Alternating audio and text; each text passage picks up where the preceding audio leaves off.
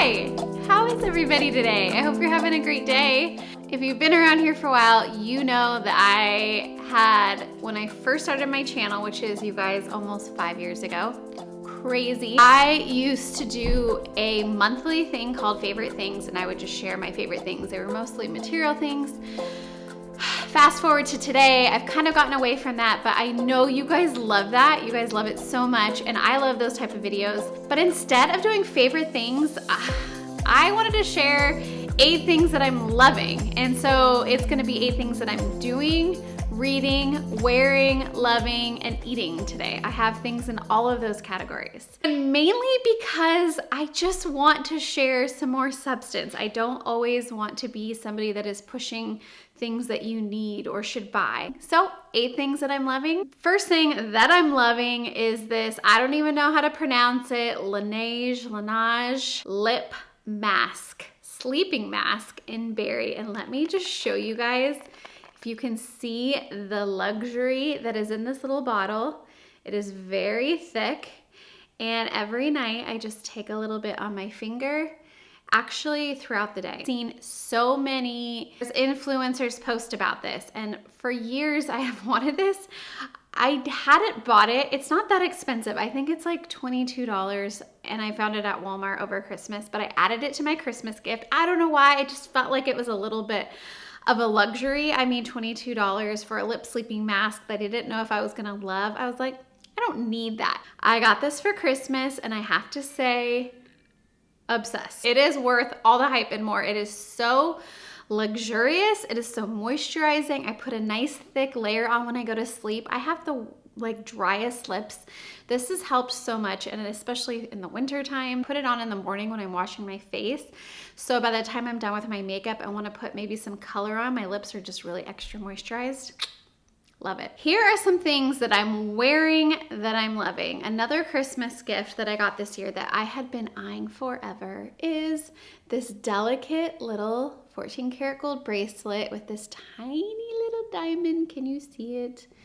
I got this from Travis. It actually correlates, my hands are so beefed up, with this little ring that I got, and then this one I wear on this hand. It is from one of my favorite jewelry designers, Catbird, New York City. They're based out of Brooklyn. Such sweet jewelry. This is just very delicate. I don't take it off, and it matches kind of the ring, this chain ring that I wear, which is actually really affordable as well. And I love it. I just cannot stop wearing it. It is my favorite. It is sweet and delicate. It is a specialty item, but it is worthy of sharing because I'm so obsessed. I have to admit this to you guys, something that I'm wearing and loving that I cannot take off. I probably wear these 4 or 5 times a week, but the Vuori joggers. Vuori is actually a really cool brand. They make, you know, a little bit more high-end athleisure wear, but what's really fun is they're a local San Diego company. So win-win. I've always wanted to try their like perfect popular joggers. They were a little bit pricier, but you can get a discount. It's your first time order. And let me show you. I'm wearing them now. These are the joggers. I'm wearing them, you can see here, with my high top chucks, a long sweater, just a tucked in tunic. They fit, I feel like, everybody magically at the perfect length and pockets. Probably thinking, ASHLYN, what is so specialty about these joggers? They are buttery soft. For somebody that is 5'2", they fit at the perfect length on my ankles. For some reason, they're just magic. I feel like people of all shapes and sizes, they love. Not stop wearing them. I cannot. So if you see me around, don't judge if I'm in my joggers again for the 4th time this week because, hey, COVID, man. Eating. What am I eating? If you follow me over on Instagram at ASHLYN Carter, I have been posting these videos. Let's take a pause, shall we?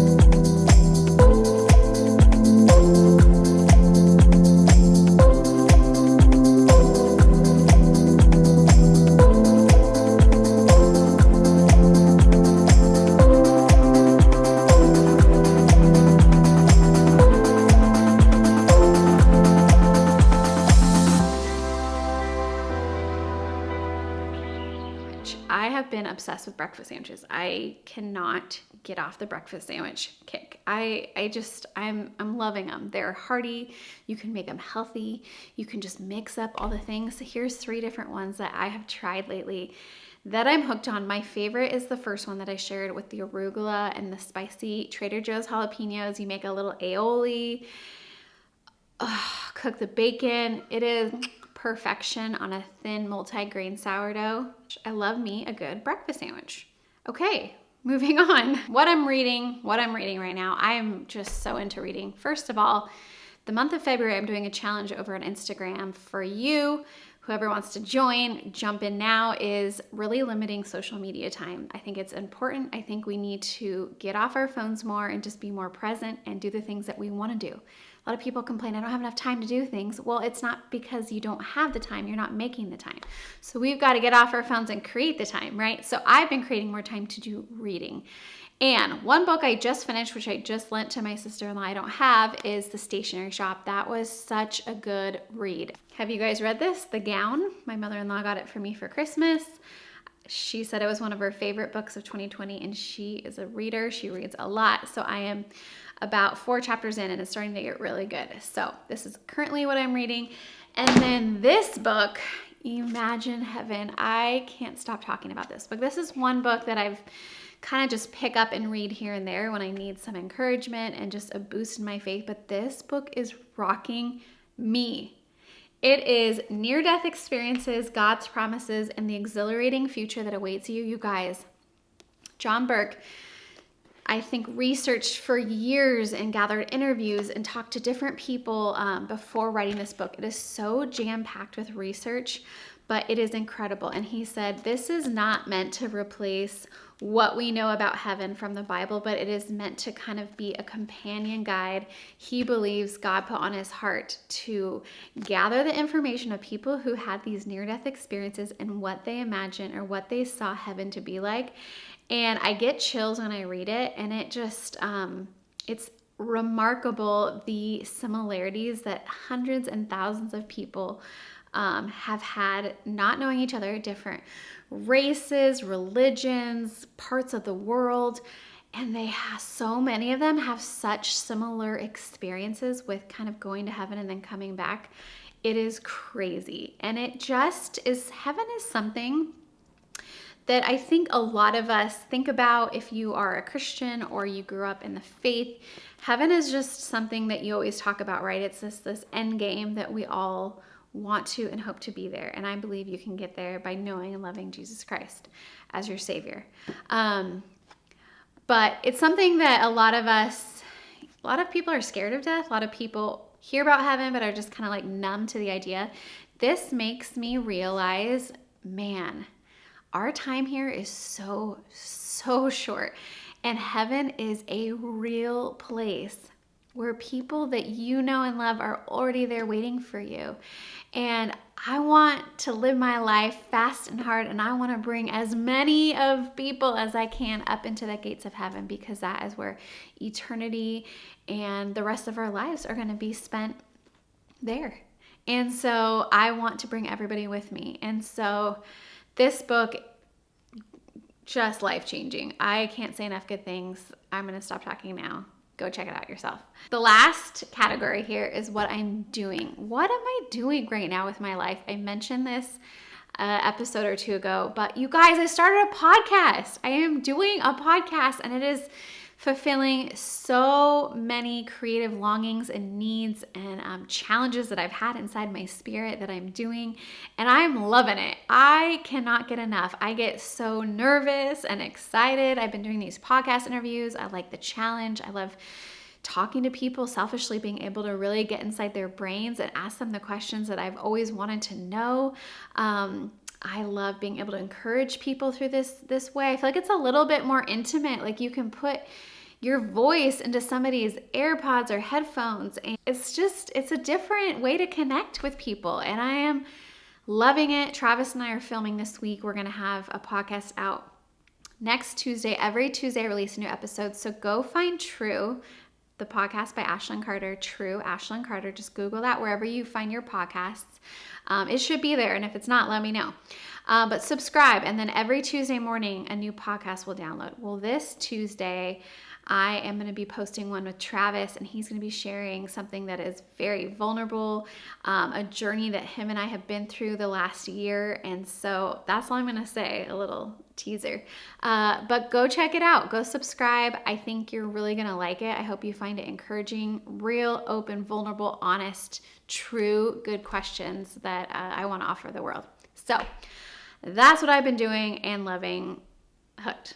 Homeschool life. When I was starting to think about doing homeschool last summer, a lot of homeschool moms said, we don't do screen time in the morning. I had this little like Q&A here with some friends, and I invited a couple homeschool moms to come, and they both agreed. And I probably any healthy person or psychologist would agree, doctor, screen time is not good for our kids. Okay, so we all know that, but a lot of us give into that. And since I've had children that have been interested in TV, they've woken up in the mornings and they've watched a show for like an hour, hour and a half. I'm just going to be real. Every morning they've watched a show. And after research and thinking about it, I was like a little nervous, but we decided to get rid of screen time on the mornings we do school. So Monday through Thursday, they wake up and we're just up together. They don't get screen time. They don't get to watch their show. And there was a little bit of pushback in the beginning, and it was a little awkward as we adjusted to our new schedule. But what I found was we just kind of get started with our day quicker. We're ready to start school early. By 8:30, we are starting school, and then we're done and we get on with our life. But the thing I didn't expect that has been so awesome about not doing screen time is to see their creativity come alive in the mornings. And it's such a beautiful start to the day. And one thing that I've been loving is my kids have been just playing more games together with Travis and I, and just with each other. And today, as I was preparing for this video, I walked out and they were playing Monopoly Junior together. And it's so fun to see their creativity come alive, them starting to use their brain in different ways and do fun, new, challenging things. So playing games together and doing the no screen time has been so good. So I encourage you, sometimes you get in your season and you're just so like, this is what we do. But sometimes we need to take a step back and say, but is this what's best for us? And could we switch it up and do something different? Maybe try it. Last thing I'm doing is apple cider vinegar hair rinse. This is what I do. I saw a friend post about it on Instagram, and I was like, really? So I Googled it and I was like, okay, this is a thing. I didn't know. I'm gonna try it. So you get apple cider vinegar that you would get at the grocery store or wherever, and you take this into the bathroom. Okay, I do this 2 to 3 times a week on my hair, and I've been doing it for a few weeks, and I really noticed that it is healthier, shinier, and less frizzy.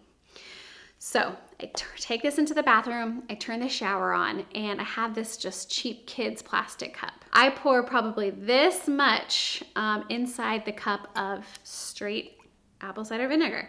So I pour it in my cup, I hop in the shower, I wash my hair with regular shampoo that I have, I rinse it out, and then I get my cup, and if I have about half an inch or so of raw apple cider vinegar in it, and I fill up equal parts with warm shower water, okay? So I kind of fill it up, swish it around, and then with my wet hair that was just shampooed and rinsed, I kind of lean back, keep your eyes closed because this stuff burns if it gets in your eye, and I pour it kind of over my scalp, and I try to just gather my hair. It doesn't lather, obviously, but I want to keep it kind of wet. Put the cup down, and I don't rinse it for like 2 minutes. Shave your legs, do whatever you need to do. And I try to kind of just massage it into my scalp. It's super good for your scalp if you have dry scalp. Let it sit for as long as you can, 2 minutes minimum. Okay? And then I rinse it out. Again, keep your eyes closed. It can burn. Keep your hair back. You rinse it all the way out, and then my conditioner, and I put it in. So yes, of course, you kind of smell like apple cider vinegar in the shower. You can smell it. It has a very distinct smell. But they say it's good for all the things, your insides, your hair now. It is remarkable. Again, I really feel like my hair is healthier, shinier, less frizzy. I am doing this and loving it. Also, I do have colored hair. I highlight my hair, and I did research. A lot of people ask, does it ruin the color? And I did that research because I didn't want to ruin or strip any color in my hair. And from what I gather, now correct me if you feel like I'm wrong, there is not enough acidity, especially when you dilute it, to strip any color from your hair. So for those hair colors out there, try it and do your own research. But again, I've been doing this for about a month and I'm loving it, and I think you should try it too. That's what I'm loving, you guys. That's what I'm loving doing, eating, reading, all the things. I hope that you guys enjoyed this today. I love communicating with you, so leave a comment below. Come find me on Instagram and subscribe to my new podcast, True, where I dig into all things real, deep, vulnerable. All right, I love you guys. Have a great week. Bye.